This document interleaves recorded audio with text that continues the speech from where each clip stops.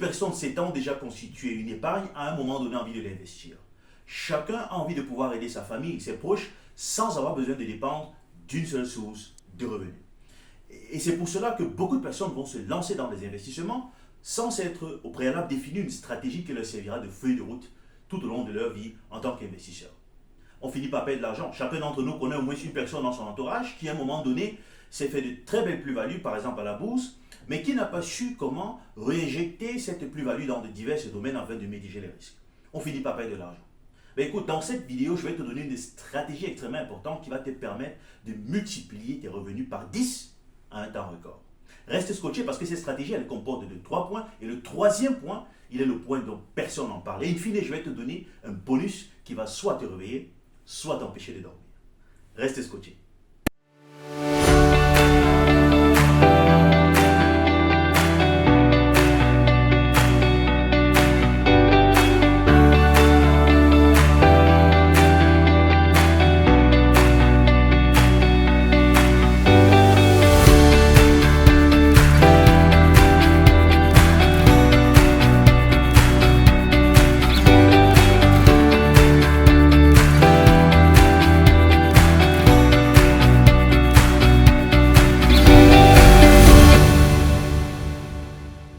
Salut à toi, moi c'est Arnaud, investisseur et serial entrepreneur en Allemagne et en Europe. Bienvenue sur ma chaîne Wine Investor. Ici, je te parle de business et entrepreneuriat autour du vin en te donnant des méthodes et des stratégies qui te permettront de réussir dans n'importe quel secteur d'activité. Alors, like la vidéo, partage-la autour de toi pour qu'un maximum de personnes puissent avoir accès à mes vidéos édifiantes. Abonne-toi et surtout active la cloche de notification pour être à la première de toutes nos vidéos. Dans cette vidéo, je veux partager avec toi une stratégie qui va te permettre de multiplier tes revenus par 10 à un temps record. Et on va commencer tout de suite. La première étape de cette stratégie consiste éventuellement à faire entrer de l'argent. Parce qu'il faut comprendre que créer une richesse, c'est multiplier des avoirs. Il faut d'abord avoir quelque chose. Et quand on n'a pas, on doit trouver un travail. Ok? Trouver un emploi. Ok? Extrêmement important. Alors, ce que je vais dire ici, si tu estimes que tu as des capacités extrêmement importantes, des qualités qui te permettent d'occuper un poste qui va te payer, par exemple 4 000 € le mois, c'est une très bonne chose. Mais sache qu'en cherchant ce travail, il faut déjà que tu aies un boulot qui te permet de couvrir tes charges. Il faut partager les journaux par exemple le matin. Il faut aller travailler dans des restaurants. Parce que c'est extrêmement important pour toi de rester à la base de zéro. Quand tu n'as pas un emploi conséquent, tu vis, tu as des charges, il faut bien couvrir ces charges. Et si tu n'arrives pas à les couvrir, tu vas sombrer dans les dettes. Et quand tu vas commencer à travailler, il va te falloir assez de temps pour pouvoir sortir en fait de ces dettes-là avant de commencer à multiplier l'argent. Ce qu'on veut faire ici, c'est multiplier l'argent. C'est de créer des richesses le plus rapidement possible. Je sais qu'en Afrique, beaucoup de personnes vont me dire « Oui, c'est pas facile de trouver un boulot ici, c'est extrêmement compliqué. » Oui, c'est aussi parce que beaucoup de personnes sortent des universités avec des qualifications tellement hautes et veulent occuper rapidement aussi des hauts postes en fait dans des sociétés. Non, mais tu peux commencer d'abord en attendant de trouver ce travail-là. Tu peux aller travailler dans les stations en tant que pompiste, par exemple. Tu peux travailler dans les supermarchés, tu peux travailler dans les restaurants. Quitte à ce que ça te permet de gagner 80 000, 100 000, 150 000 francs le mois, ça te permet de couvrir tes charges, ça te permet de sortir de la maison. Okay? C'est extrêmement important ce que je dis. Je sais que beaucoup de personnes en ont déjà parlé sur plusieurs plateformes, mais j'insistais extrêmement à venir sur ce point parce que dans les prochaines vidéos, je vais vous parler de l'employeur. Parce que bien évidemment, on parle de l'emploi. L'emploi consiste à travailler pour quelqu'un qui nous fournit un salaire à la fin du mois. Et l'objectif, et on va le voir aussi dans les prochaines étapes, c'est d'épargner cet argent et l'investir dans plusieurs domaines afin d'être à un moment donné indépendant. Mais sauf qu'il s'agit là d'un plan qui va prendre un certain nombre d'années. Ce n'est pas quelque chose que vous allez facilement réaliser en 3 ans, 4 ans, 5 ans. Ça peut aller un peu plus, au-delà de cela. Ok? Ça veut dire donc que ce plan qui est extrêmement important pour votre indépendance, ça dépend de cet employeur, ça dépend de sa situation financière. Donc si vous avez un employeur qui n'est pas financièrement stable, et que vous allez chez lui parce qu'il vous a promis un salaire de 2 000, 3 000 €, je ne sais pas combien, sachez que demain, lorsqu'il rencontrera des problèmes et qu'il va devoir réduire son effectif, vous serez les premiers à être dégagés de l'entreprise. Donc, on fera une vidéo pour vous expliquer comment analyser la situation financière d'un employé. C'est la raison pour laquelle j'ai introduit ce point déjà ici. OK? Le deuxième point, bien évidemment, consiste à épargner et investir. D'accord? Alors, il faut épargner et investir. Alors, l'épargne, c'est quelque chose de très stratégique. Moi, je vois beaucoup de personnes qui vont rapidement, lorsqu'ils ont un 100 francs, vont dire, bon, moi, je vais rapidement épargner, je vais investir rapidement investir parce que j'ai vu un ami, j'ai vu quelqu'un qui a investi dans tel ou tel domaine. Prenons l'exemple de quelqu'un qui gagne 2000 euros. OK? 2000 euros le mois. Supposons qu'il arrive à épargner 1000 euros. Donc, 50% de son salaire. Je tiens à dire ici que la richesse, ce n'est pas le salaire, c'est ce que tu arrives à épargner. Si tu es quelqu'un qui gagne 4000 euros le mois et qui épargne seulement 1000 euros, tu n'es pas différent de celui qui gagne 2000 euros et qui épargne 1000 euros. D'ailleurs, celui-ci est même plus intéressant pour moi parce que quand son salaire remontera, il pourra encore épargner davantage d'argent. Donc, c'est extrêmement important, la capacité d'épargne. C'est pour ça que ça constitue vraiment un point extrêmement important dans la création de la richesse. Tu dois pouvoir épargner. Mais comme je disais tout à l'heure, il ne s'agit pas de rapidement investir l'argent parce qu'on parle toujours d'épargne, l'épargne et l'investissement, mais l'erreur que beaucoup de personnes font, c'est lorsqu'on a épargné au premier mois peut-être 1000 euros, on va entendre qu'il y a un ami qui a investi chez Tesla ou bien chez Apple, il a investi à la bourse. On se lève aussi, on se dit, bon, moi je vais aussi investir l'argent. Je vais prendre directement mes 1000 euros et je vais aller investir là-bas. Danger permanent. Danger, il faut absolument éviter cela. Ce qu'il faut faire, c'est de prendre le temps, n'est-ce pas, de se former dans un domaine avant d'investir. On va arriver là-dessus tout de suite. Mais avant cela, je vais définir ce que c'est que l'investissement.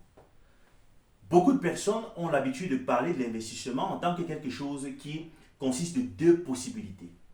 On peut soit investir à la bourse, on peut soit investir dans l'immobilier, on peut soit créer une entreprise. Moi, je trouve que c'est une très mauvaise définition.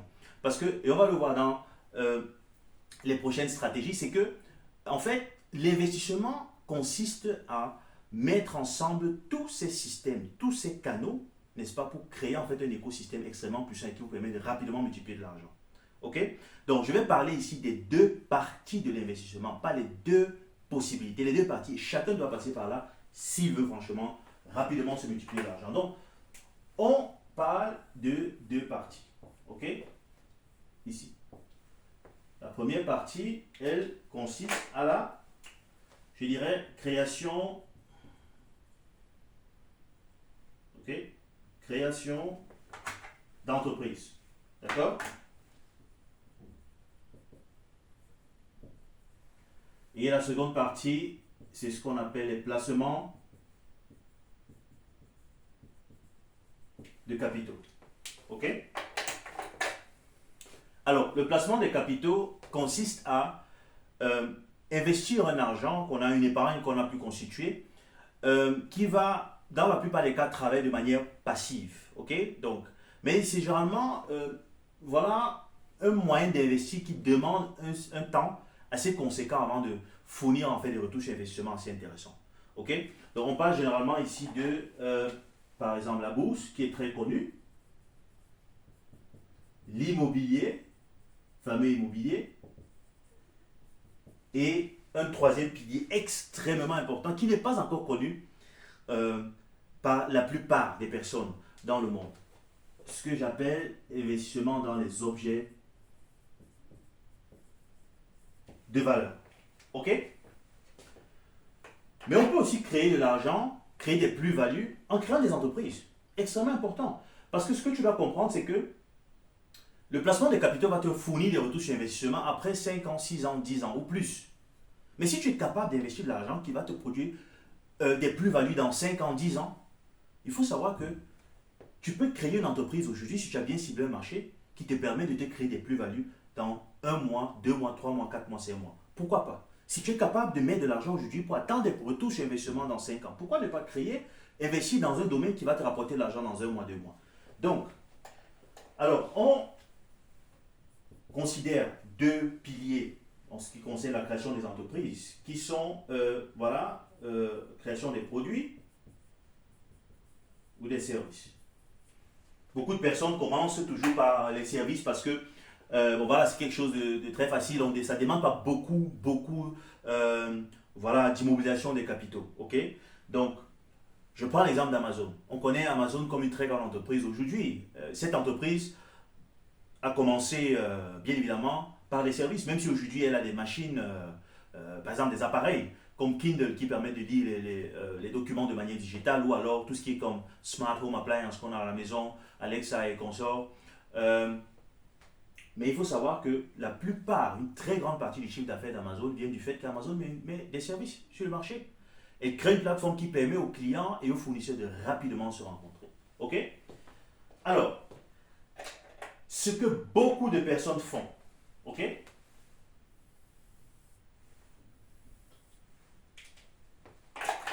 Restons sur l'exemple de notre ami ici, Monsieur X, n'est-ce pas? Qui arrive à épargner 1000 euros par mois. Ce que beaucoup de personnes font à sa place, c'est qu'ils vont rapidement se constituer un capital. Donc, quand je vais dire rapidement, s'il arrive à épargner 1000 euros, il a besoin de 8 mois par exemple pour atteindre 8000 euros. Donc, après 8 mois, il va décider d'attaquer l'immobilier. Il va peut-être s'acheter un immobilier en Allemagne par exemple qui coûte 80 000 euros, 90 000 euros, il les finance peut-être à 10% d'apport personnel, 8 000 euros. OK? Après, il recommence à zéro. Il va peut-être réussir à épargner un 5 000 euros, venir attaquer la bourse.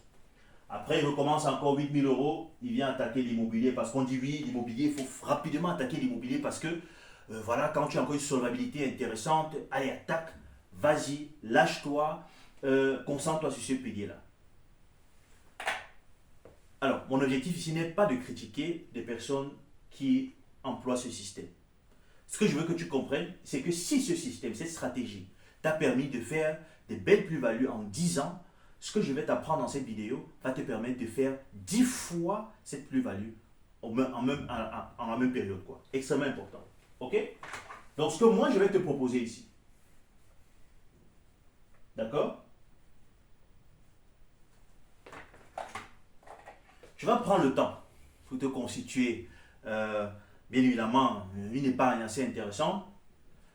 Mais pour rester plus ou moins proche de la stratégie conventionnelle, je dirais qu'ok, à un premier temps, tu investis dans l'immobilier. Tu prends 8 000 euros, donc après 8 mois, tu attaques l'immobilier. Parce que ce qu'il faut comprendre, c'est que quel que soit le domaine dans lequel tu investis, tu as besoin d'être formé. La formation, c'est la clé. Tu passes par la formation pour réussir. Si aujourd'hui tu occupes un très bon poste quelque part, c'est parce que tu es formé. Même pour celui qui n'est pas allé dans des très grandes écoles, si on prend celui qui travaille sur une machine du matin au soir, s'il réussit à évoluer dans une entreprise dans laquelle il fait ce travail-là, c'est parce qu'il a réussi à se former, parce qu'au fil du temps, il a développé des capacités qui lui permettent d'être la personne appropriée pour faire avancer cette entreprise. OK? Donc, l'immobilier reste quand même quelque chose qui ne demande pas, on n'a pas besoin d'avoir un doctorat en immobilier, on n'a pas besoin d'avoir une maîtrise en immobilier. Ok, ça s'apprend tous les jours. Il y a beaucoup de personnes dans la communauté, beaucoup de personnes dans le monde entier qui offrent des formations à ce niveau. Ok, et c'est pour ça que ces formations, généralement, ça dure peut-être 1, 2 jours en fonction de, n'est-ce pas, de tout ce qu'on veut avoir comme information. Mais après ces 2 jours, disons, on a besoin du temps pour, voilà, peut-être chercher des bons immobiliers, pour aller de temps en temps visiter des biens immobiliers, même si on n'a pas l'intention d'acheter, ça prend quand même du temps. Donc on a besoin à peu près d'1 mois, maximum 1 mois. Hein. Après, les autres 7 mois, il continue à constituer son épargne. Donc, maintenant, ce qu'il va faire, une fois qu'il a acheté l'immobilier, après le 8e mois, il recommence à zéro. Mais là, il va dire, ce que je vais faire, pour rester, comme je dis, plus ou moins proche de la première stratégie, il va constituer une épargne de 5 000 euros. OK? Mais ces 5 000 euros, il va venir investir dans une entreprise. Il va commencer cette petite, mais il va créer une entreprise. Parce que, comme je disais au préalable, l'entreprise, c'est quelque chose qui te permet de réaliser des plus-values en 1 mois, 2 mois, 3 mois. OK?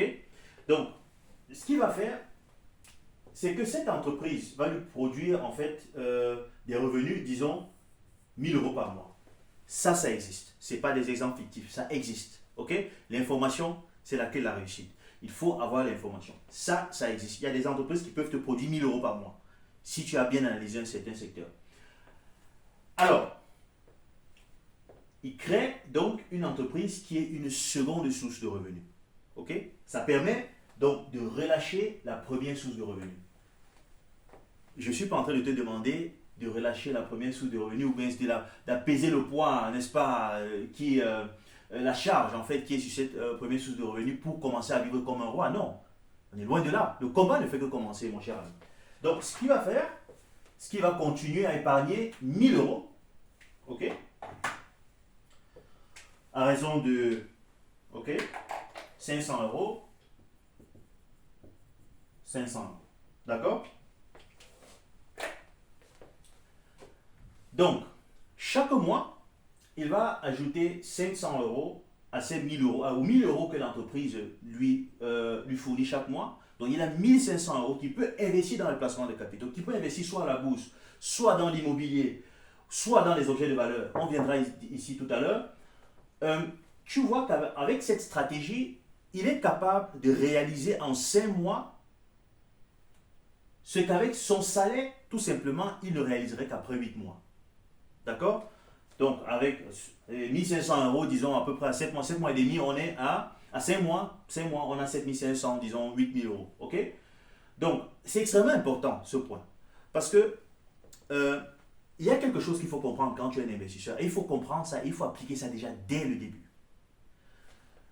Ce qu'on ne voit pas, c'est que quand on passe le temps à épargner 1000 euros et on laisse l'argent coucher immobilisé pendant un bon bout de temps parce qu'on attend le moment où on va se constituer une épargne intéressante pour pouvoir investir, il faut savoir que pendant ce temps, l'argent dort et l'argent perd en valeur. Ces dernières 10 années, on a eu un taux d'inflation de 2,6% par an. Supposons même, pour faire le calcul rapide, on a 2% de taux d'inflation. Si on prend l'exemple de notre premier ami qui a investi en utilisant le système conventionnel. Le premier mois, il investit 1000 euros. Ok? Ces 1000 euros vont rester 8 mois sans ne rien faire. Le deuxième mois, il épargne 1000 euros. Ces 1000 euros restent 7 mois sans ne rien faire. Le troisième mois, 1000 euros. Ça reste 6 mois, ainsi de suite. Quand tu regardes à la fin, il a 8000 euros, c'est après les 8 mois, mais ces 8000 euros n'ont pas la même valeur d'il y a 8 mois. Ces 8000 euros ont, à ce moment-là, une valeur de 7940 euros. Il a perdu 60 euros en 8 mois. Ça peut être petit, mais sache que plus tu as la capacité d'épargne assez intéressante, plus tes entreprises vont te produire des gros volumes d'argent, il va falloir rapidement investir l'argent, les plus-values qu'on a. L'argent ne doit pas rester dormi quelque part. J'entends les gens parfois dire, oui, j'ai 45 000 euros, j'ai 50 000 euros dans mon compte. Il y a un célèbre influenceur, si je peux dire comme ça, qui à un moment donné avait demandé à des personnes de venir sur sa page publiant en fait leur compte bancaire. Ok, enfin, l'état de leur compte bancaire. Il y avait des gens qui venaient avec les comptes de 60, 80, 90 000 euros, 50 000 euros, 40 000 euros. C'est bien. Ok, je ne suis pas en train de vouloir critiquer, mais sache que si tu as 50 000 euros dans ton compte et que tu as une entreprise d'ailleurs qui tourne et qui te produit en fait des millions d'euros, ça va. Mais tu ne peux pas avoir 50 000 euros, 40 000, 30 000 euros dans le compte alors que tu n'as rien, alors que le dehors, ça ne tourne pas. Donc, il est important de savoir qu'une fois que tu crées cette société te permet rapidement d'investir ton argent. L'argent ne reste plus dormi quelque part. Donc, chaque mois maintenant, il va investir 500 euros. Ok? Il va investir 500 euros déjà d'abord pour venir, du moins, ça lui permet en 5 mois, non seulement, pas en 8 mois, mais en 5 mois, de rapidement acheter un bien qu'il va financer avec 8 000 euros. Mais avec les autres 500 euros, il va maintenant venir investir ces 500 euros dans l'entreprise. Ok? Parce qu'une entreprise, par exemple, qui te produit 1000 euros par mois, peut te produire aussi 1200 euros par mois. Il faut tout simplement l'optimiser. Donc, il va investir ces 500 euros par mois pour optimiser son entreprise. Par exemple, si vous avez une entreprise qui fait, disons, qui fabrique un produit, vous achetez bien évidemment des matières premières. Mais quand vous commencez petit, par exemple, avec un capital de 5 000 euros, vous allez acheter des matières premières à des quantités un peu limitées quand même, qui vont vous coûter cher.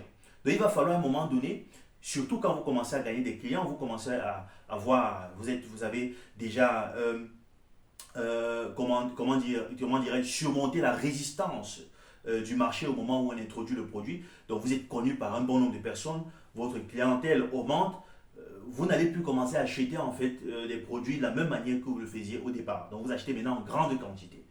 Alors, à ce moment-là, vous réduisez vos coûts de production. Ok?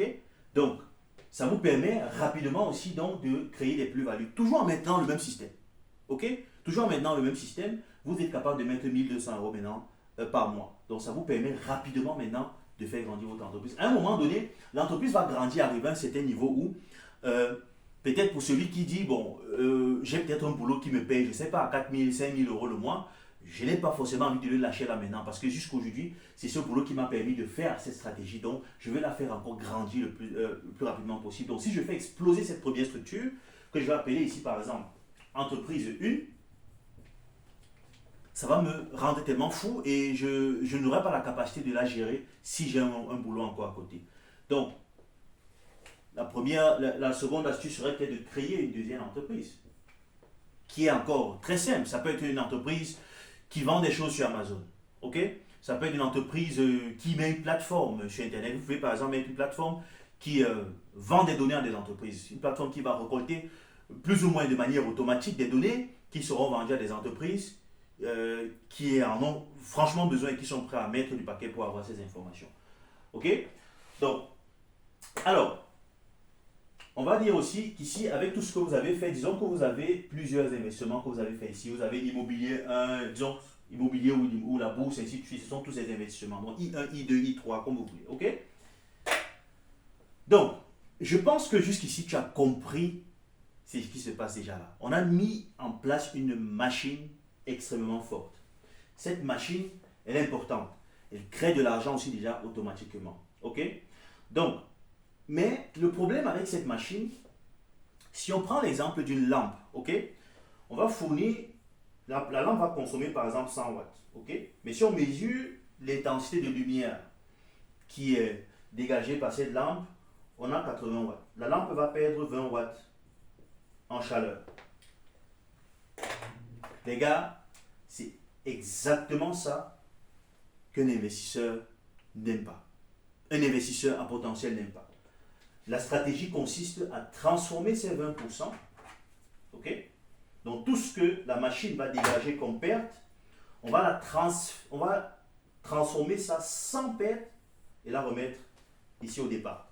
Ça fait en sorte que la machine, à un moment donné, commence à tourner plus ou moins seule. Et elle ne fait qu'accélérer au fil du temps.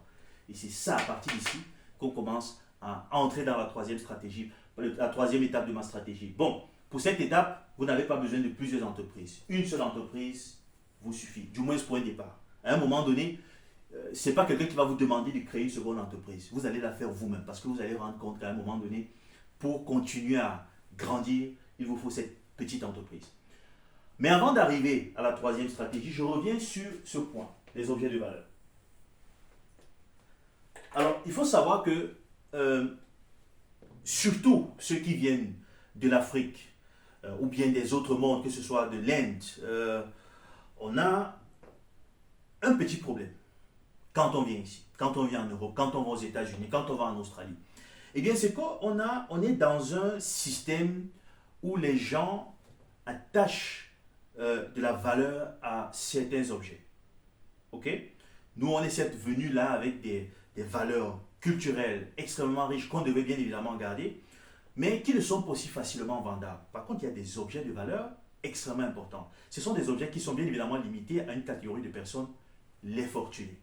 Et quand on a compris comment ce système fonctionne, on peut se faire un argent fou. Alors, parce que un riche, par exemple, quand il veut acheter un tableau, par exemple, qui a été peint par un certain Leonardo X, n'est-ce pas? Si on lui dit que ce tableau coûte 1 million d'euros, il va acheter ce tableau. Pourquoi? Parce qu'il veut ce tableau. Pas parce qu'il a besoin de ce tableau. Vous connaissez très bien ce qu'on appelle la pyramide de Maslow. Il y a un moment des besoins qui ne sont plus physiologiques. Okay? Les besoins physiologiques, c'est par exemple boire de l'eau, parce que le corps en a besoin. Okay? S'habiller pour se protéger contre le froid, le corps en a besoin. Mais acheter des tableaux à 1 million d'euros, le corps n'a pas besoin de ça. L'esprit en a besoin.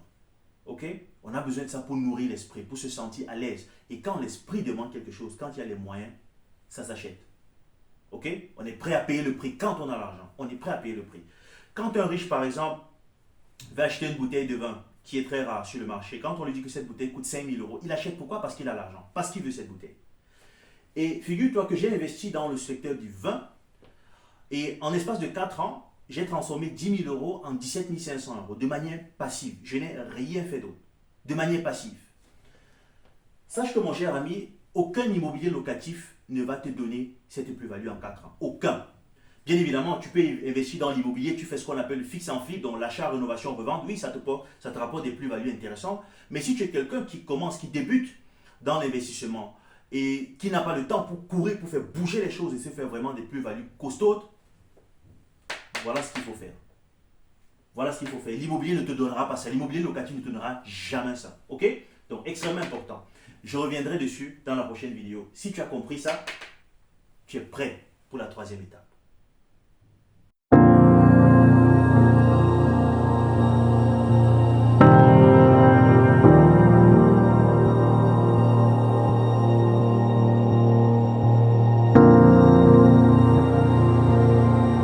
Tout à l'heure, je te parlais du fait que j'ai investi dans le secteur des objets de valeur, dans le secteur des vins d'investissement, des vins fins. J'ai investi 10 000 euros et en l'espace de 4 ans et demi, sans ne rien faire, j'ai fait une plus-value de 17 500 euros, 175%. On ne va pas rester là. Maintenant, il s'agit de voir comment créer un écosystème dans lequel on a tous nos investissements, les entreprises, les biens immobiliers, les objets de valeur, de manière à ce que toutes ces différentes entités travaillent ensemble pour rapidement se créer des plus-values. Jusqu'ici, ce que je t'ai expliqué va te permettre de multiplier ton argent peut-être par 3, par 4 ou peut-être par 5 au max. Mais la troisième étape va te permettre de multiplier l'argent par 10. Cette étape, je l'appelle la fusion. OK?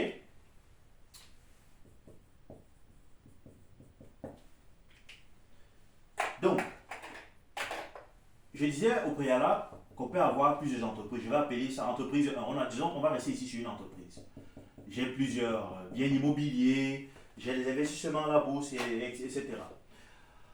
Mais prenons l'exemple de celui qui a investi dans des petits immobiliers locatifs. Nous savons tous que la plupart de ces personnes, si je me focalise sur l'Allemagne, vont attendre 10 ans pour revendre ce bien immobilier et avoir de l'argent.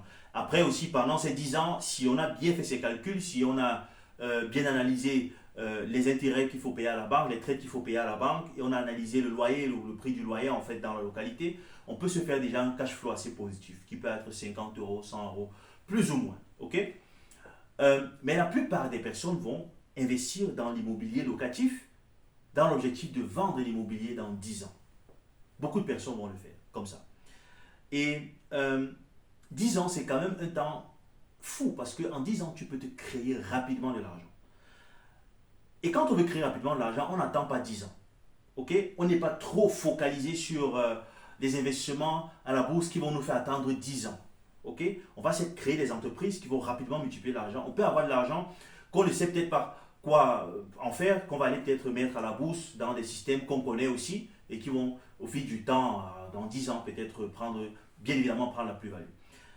Mais je vais te donner ici une stratégie qui va te permettre de sortir déjà ton immobilier, le vendre et sortir de l'argent que ça te rapporte afin d'investir dans d'autres choses qui vont aussi te rapporter de l'argent, que tu vas revenir investir dans ton entreprise ou bien créer d'autres entreprises afin d'avoir toujours des actifs qui sont en train de circuler. Parce que ceux qui ont de l'argent, les riches, ce n'est pas des gens qui ont des entrées d'argent constantes en termes de bon voilà, j'ai une entreprise par exemple qui fabrique des produits, j'ai réussi à faire un chiffre d'affaires d'1 million d'euros. Cette année, je me suis fait peut-être, de 5 millions d'euros, j'ai fait un bénéfice net, je prends un exemple, de 200 000.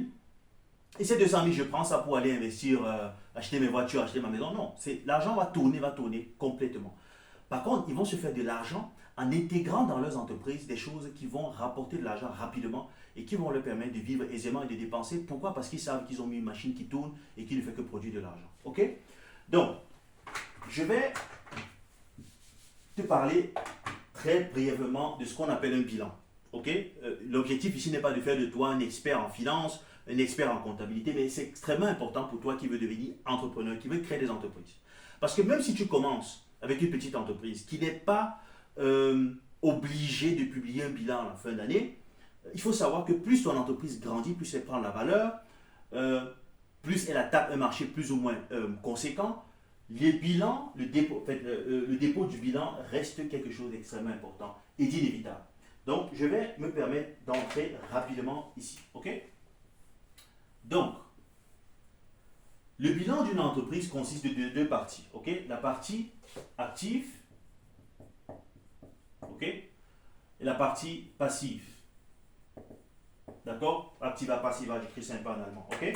D'accord. Dans la partie active, ou bien je commence par la partie passive, c'est le capital de l'entreprise. Ok. En quoi consiste le capital de l'entreprise? Et là, on confond entre le capital propre, ce qui est appelé le Eigenkapital en allemand, et les dettes, le Fremdkapital. Ok. Eigenkapital, c'est le capital propre. Ok. Et le côté actif va nous définir ce en quoi est-ce que le capital a été investi. Ok. Qu'est-ce que le capital, du moins, où est l'argent, n'est-ce pas, où a été investi l'argent qui constitue le capital. Donc, l'entreprise a bien évidemment des biens, ce qu'on appelle des actifs immobilisés. Je vais appeler ça, on dit en allemand, c'est Anlagenvermögen. Donc, tout ce qui va rester en possession de l'entreprise pendant, disons, en moyenne 5 ans. Donc, par exemple, les ordinateurs, les bureaux, si l'entreprise possède des immobiliers où on a des bureaux, ainsi de suite. Les voitures, par exemple, pour les commerciaux qui vont régulièrement se déplacer. Mais on a aussi des actifs circulants, ce qu'on va appeler en allemand les Umlaufvermögen. Ok.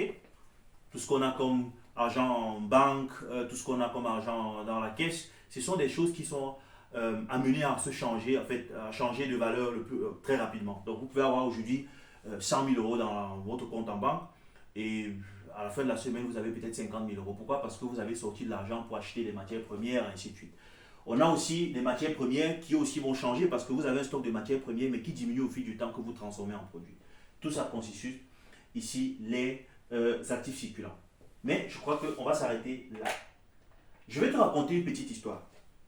Très vraie d'ailleurs. C'est l'histoire de Madame Ayane. Ok? Mademoiselle Ayane. Elle avait acheté un garage de 15 000 euros. À 15 000 euros. Ok? Du moins, elle vivait dans un appartement, elle louait un appartement, elle loue cet appartement même jusqu'à aujourd'hui.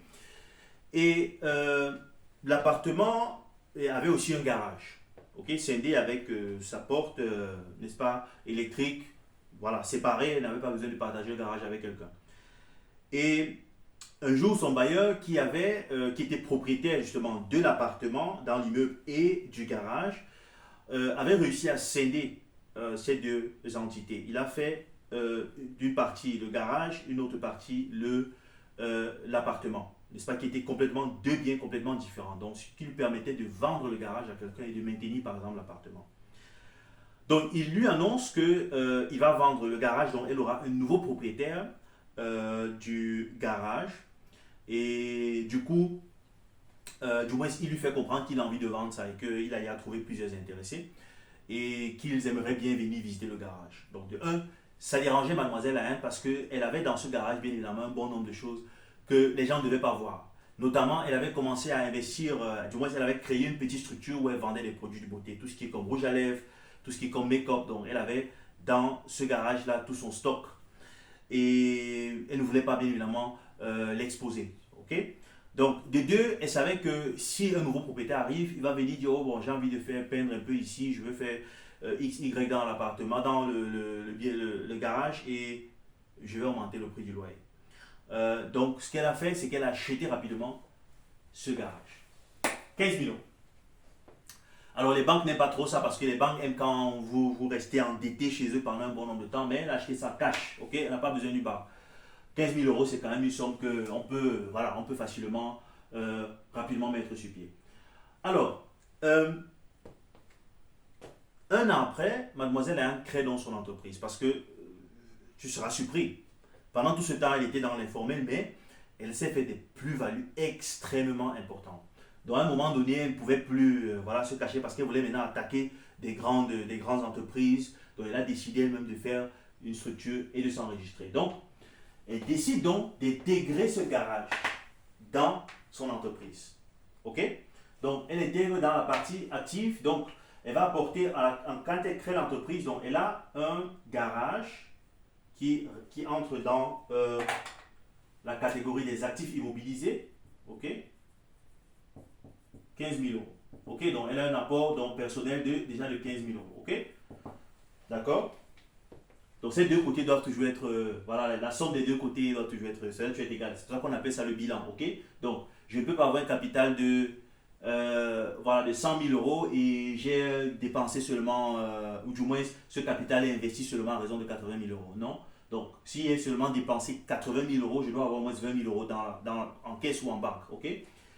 Donc, euh, au fil du temps, 2 ans après, ce garage a pris de la valeur. Ce n'est plus à 15 000 euros, c'est plus 16 000 euros, 17 000 euros, c'est passé à 25 000 euros en l'espace de 2 ans. Ok, c'était un garage bien placé euh, dans un centre-ville. Ok, donc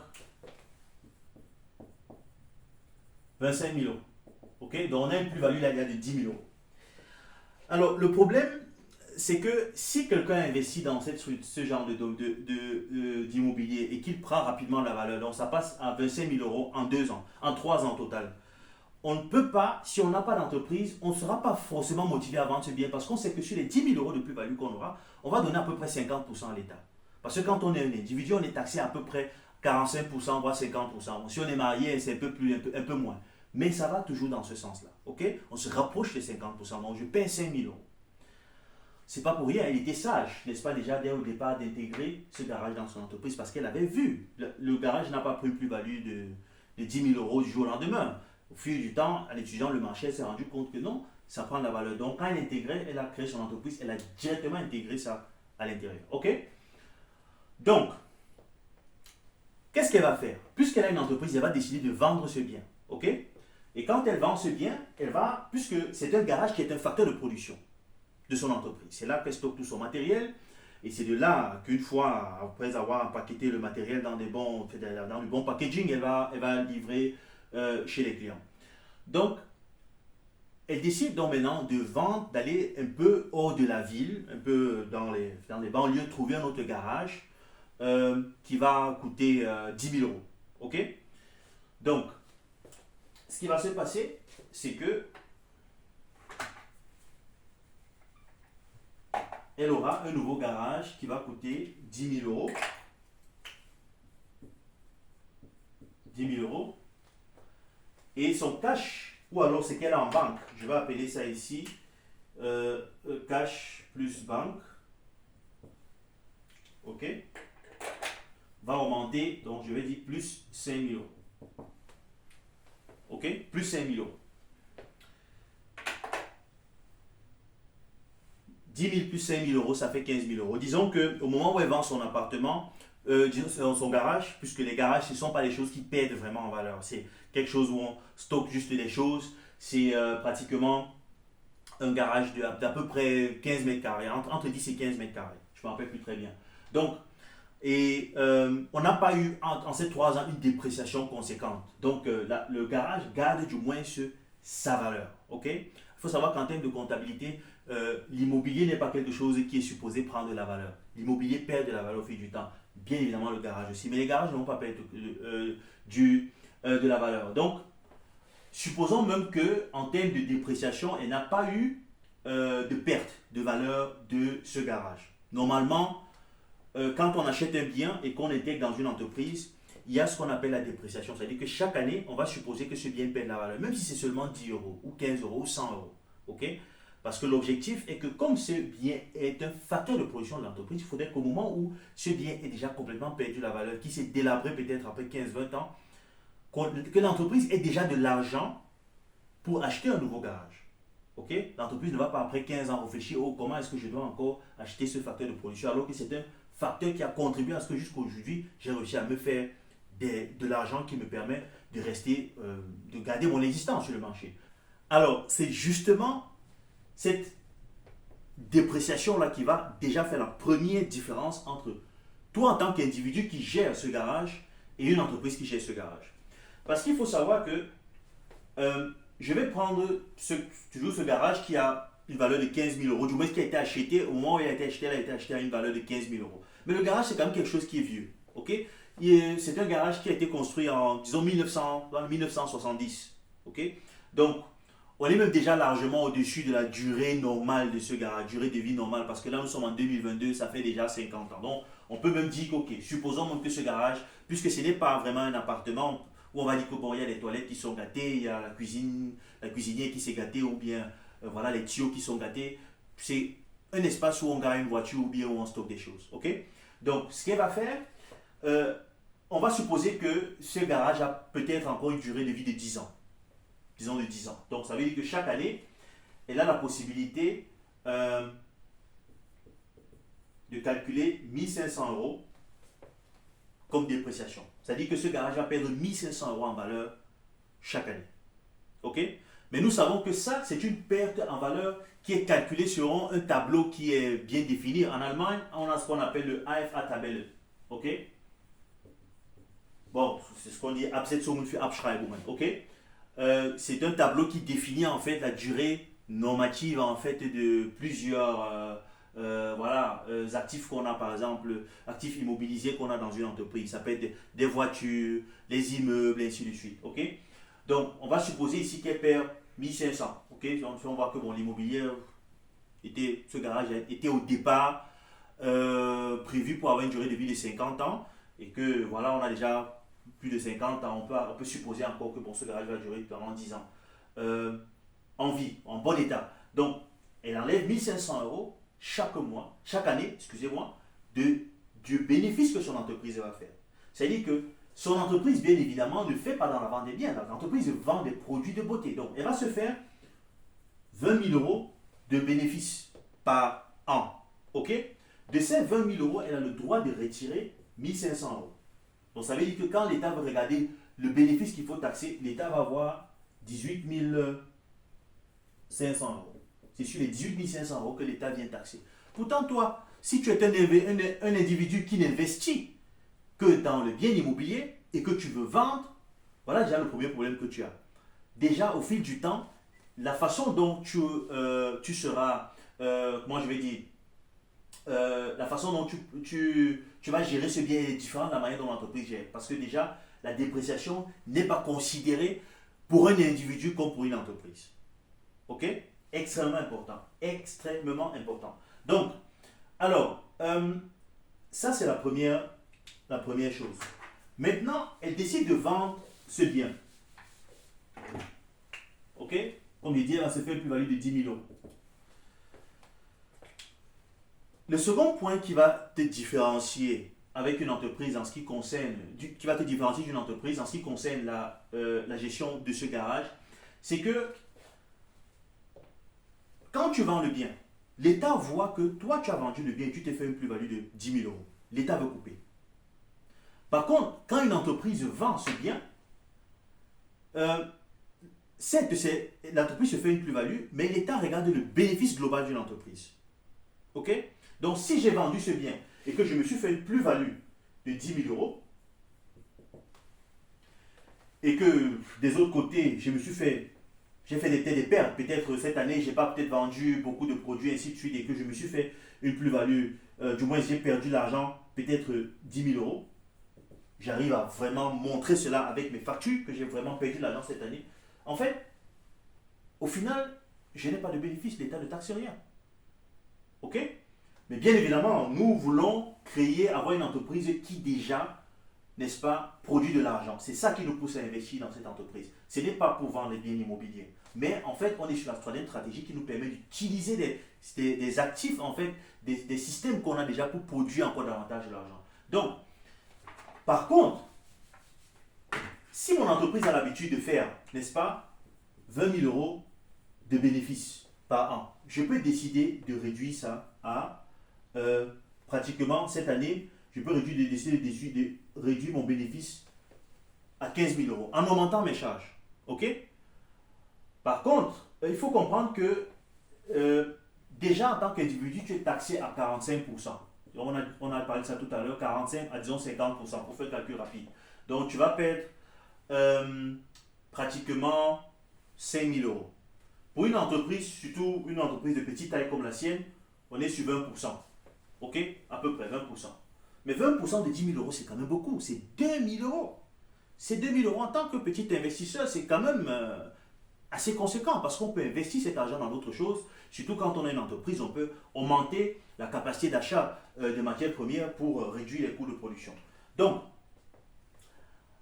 ça veut dire que je sais déjà que l'État, sur ces 10 000 euros, si j'ajoute cela aux 20 000 euros que je fais, j'ai 30 000 euros que je vais payer. OK? À peu près. Bon, maintenant, il faut savoir que pour une entreprise, le taux de taxation dépend aussi du bénéfice que tu as réussi à te faire. Mais prenons l'exemple pour faire un calcul rapide. 20% de 30 000 euros, on est ici sur 6 000 euros. N'est-ce pas? Donc, D'habitude, je paye 4 000 euros. Donc, je vois que j'ai 2 000 euros déjà que je paie grâce à cet immobilier. Donc, ce que je vais faire, c'est que je vais augmenter mes coûts de production cette année pour pouvoir rabaisser en fait mon bénéfice. Je descends ça à 15 000 euros. Donc, quand j'aurais fait 15 000 euros plus 25 000 plus 10 000 euros, ça me fait 25 000 euros. L'État va me taxer 20% sur 25 000 euros. Donc, ça me fait 5 000 euros. J'ai perdu à peine 1 000 euros de cet immobilier. Ok? On est d'accord? Par contre, ce qu'il faut voir, c'est que mes coûts, justement, c'est pas de l'argent que j'ai pour réduire en fait mon bénéfice. Je ne veux pas faire dépenser de l'argent inutilement parce qu'on est des entrepreneurs, on veut créer des valeurs. Mais ce que je vais faire justement, c'est que je vais dépenser cet argent en investissant sur des choses extrêmement importantes. Je vais investir, par exemple, dans le vin en tant qu'entreprise. Je vais acheter des bouteilles de vin extrêmement importantes. Des bouteilles de vin qui vont coûter 1 000 euros, 800 euros, 900 euros, mais qui vont, au fil de 3 ans, me rapporter des plus-values, qui vont quitter de 900 euros, peut-être à 1 500 euros en espace de 3 ans, dépendamment des vins, et même plus que cela. Je vais déclarer ces vins, bien évidemment, comme des coûts d'entreprise, des coûts qui sont liés au fait que j'ai besoin de maintenir des clients qui me permettent d'avoir un chiffre d'affaires de 30 000 euros.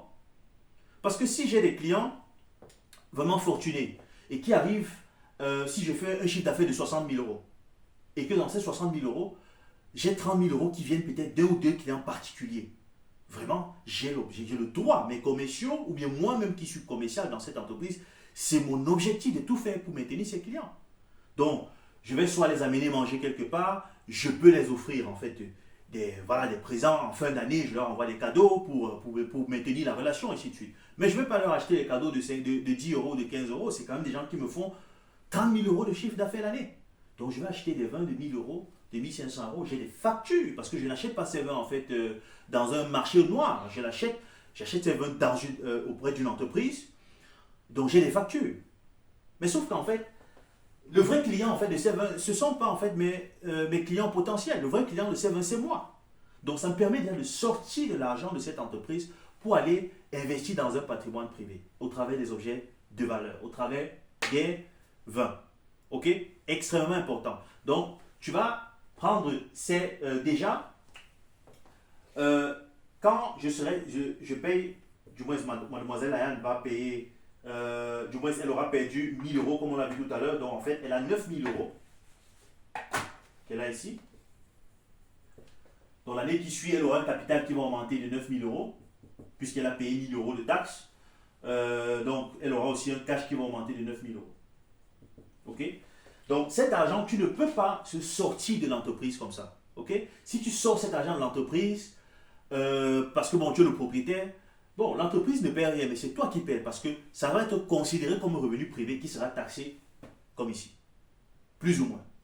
Donc tu perds de l'argent. Donc on va trouver les moyens pour sortir cet argent de l'entreprise sans problème. En passant par les vins. J'achète des vins pour les clients. Ce ne sont pas des vins qui vont seulement venir rester chez moi ou bien qui vont rester dans une cave professionnelle, mais ce sont des vins qui vont prendre rapidement et sauvagement de l'argent en si peu de temps. Maintenant, ce qu'il faut aussi voir, c'est que je peux décider de ne pas investir dans les vins. Pour un premier temps, si je suis un peu plus long dans ma stratégie, parce que là, on est en train de vendre un bien immobilier après 3 ans. Il y a des gens qui vont attendre 10 ans. Mais je peux dire, ok, j'attends encore peut-être 2 ans, 2 ans et demi.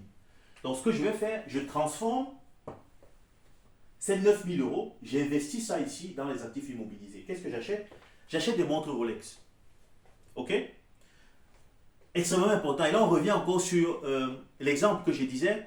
J'ai des clients extrêmement importants qui me font le chiffre d'affaires.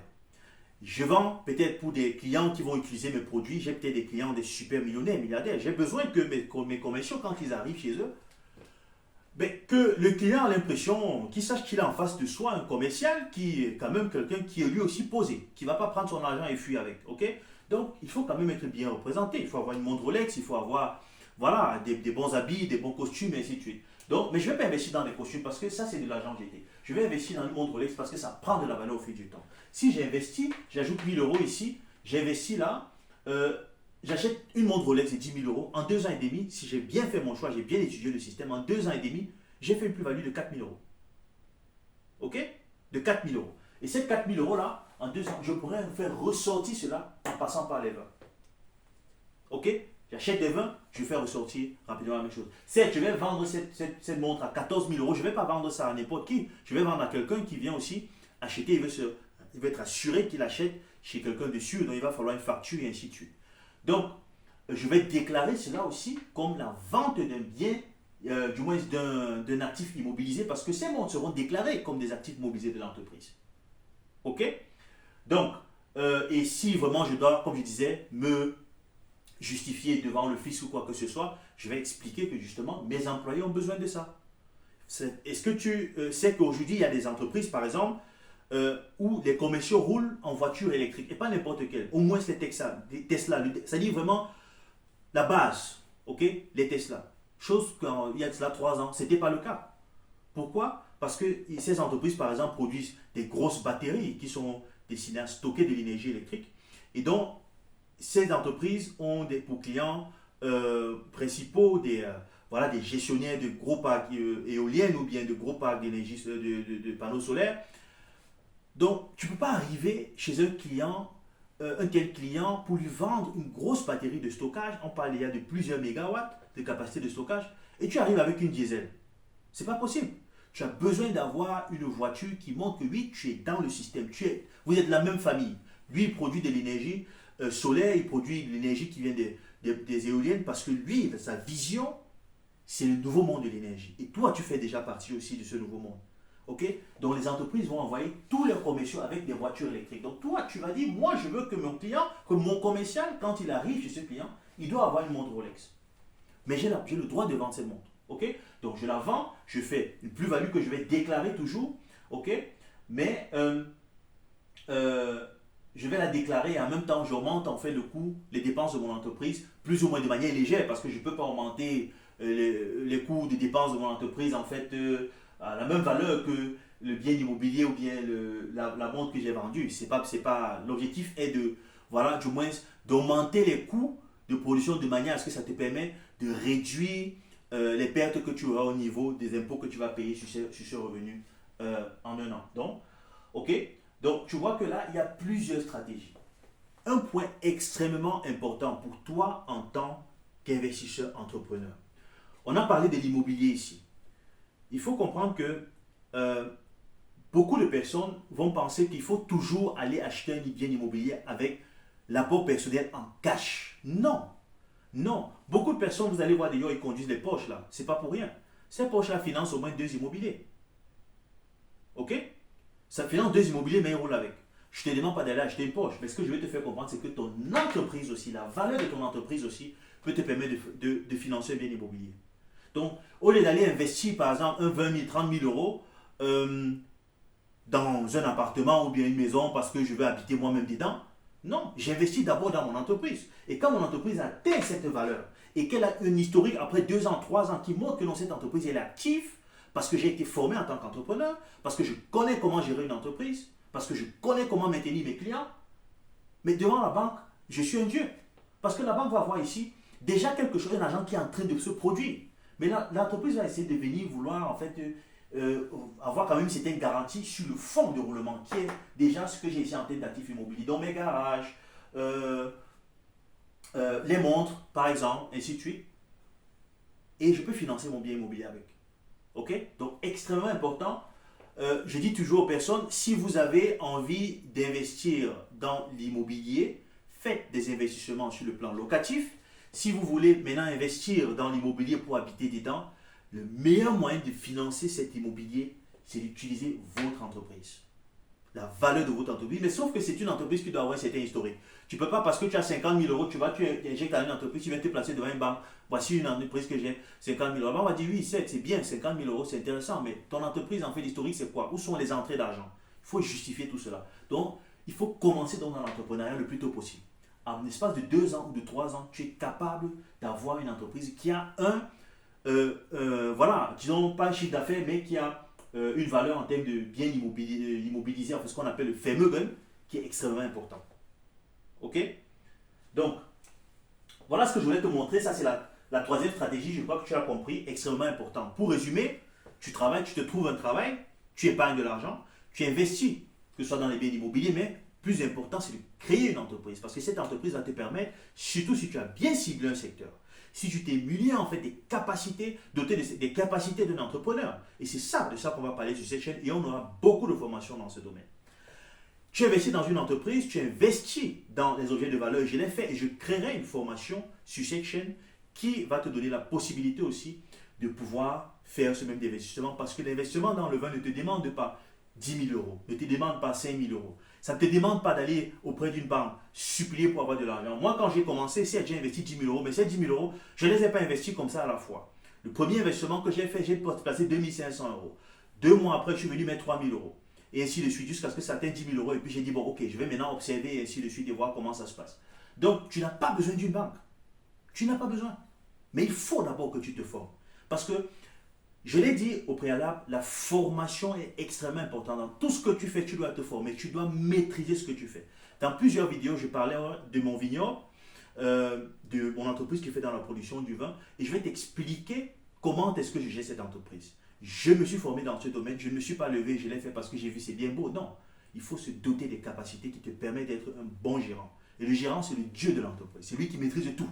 Après avoir pris des formations en ce qui concerne la gestion de l'entreprise, en ce qui concerne l'investissement dans le vin, ainsi de suite, tu pourras donc sortir l'argent rapidement de ton entreprise et aller le laisser peut-être au travers de l'achat des vins, attendre peut-être 1 an, 2 ans, te refaire des plus-values extrêmement importantes que tu vas aller investir peut-être dans l'achat des biens immobiliers, revenir créer soit une autre entreprise avec ou réinjecter dans la même entreprise qui t'a permis de faire sortir cet argent pour augmenter non seulement le capital, mais pour permettre aussi à l'entreprise, à travers l'augmentation de ce capital, de pouvoir réduire ses coûts de production et de faire plus en plus d'argent. Donc c'est ça la machine en fait. Donc tout ce qu'on fait, tout ce qu'on injecte, c'est pour faire plus en plus d'argent dans un système qui existe déjà.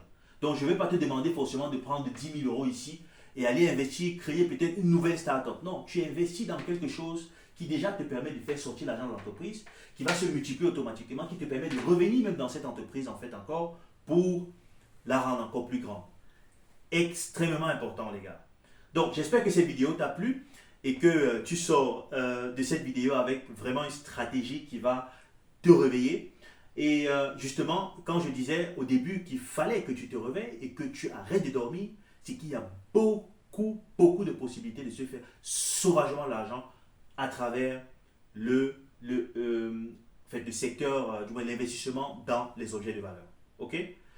Donc, like la vidéo, commente là si vraiment tu aimes ce genre de vidéo pour qu'on voit comment on fait davantage. Et je te donne rendez-vous, bien évidemment, à mes prochaines vidéos. Ciao!